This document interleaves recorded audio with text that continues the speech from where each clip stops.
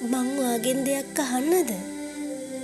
ඒ බැඳීම අත්හැරුණ එක ගැන ඔයාට තාමත් දුකයි නේද? ඒක එහෙම තමයි. තමන්ගේ හදවත පුරාවටම දැනුණු මනුස්සයව අමතක කරන එක මේ ලෝකෙ කිසිම මනුස්සයෙක්ට ලේසි නෑ.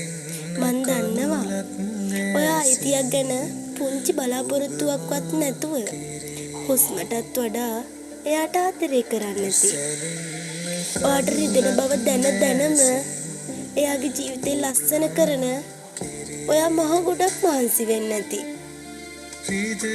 හුස්ම ගන්නෙම ඔයාව රිදෙන සමහර දේවල් මුළු ලෝකෙම හංගගෙන එයාගේ ගෞරවය පරිස්සම් කරනවා ඇති. එයාගේ මතක වලින් ඔයාගේ පපුව බර වෙලා යද්දිත් අදටත් ඔයා ඒ ආදරේ මැත්තේම ජීවත් වෙනවා ඇති.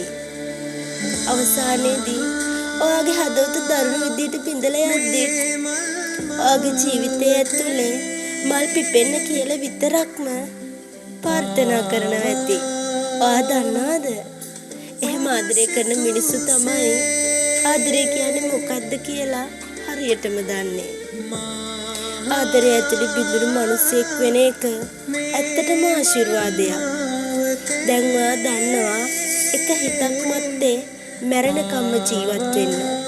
ඔයාට කොයිතරම් රිදුනත් අල්ලගත්තත් අත නැහැර ඉන්න. හදවත ඇතුලෙන් ආව මැරිලා යද්දිත් ලෝකෙට පේන hina වෙලා ඉන්න.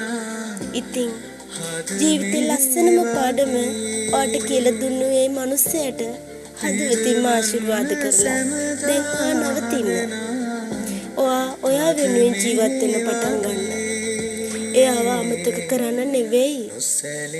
එයාට ඔයාගේ ජීවිතය ඇතුලේ දීලා තිබුණු තැන විශේෂත්වය ටිකෙන් ටික අඩු කරලා දාන්න. මොකද අපි ආදරය කරන මිනිස්සු අපේ වෙන්න ඕන කියලා එකක් නැහැ. එයාලා කොහේ හරි කා එක්ක හරි සතුටින් ඉන්නයි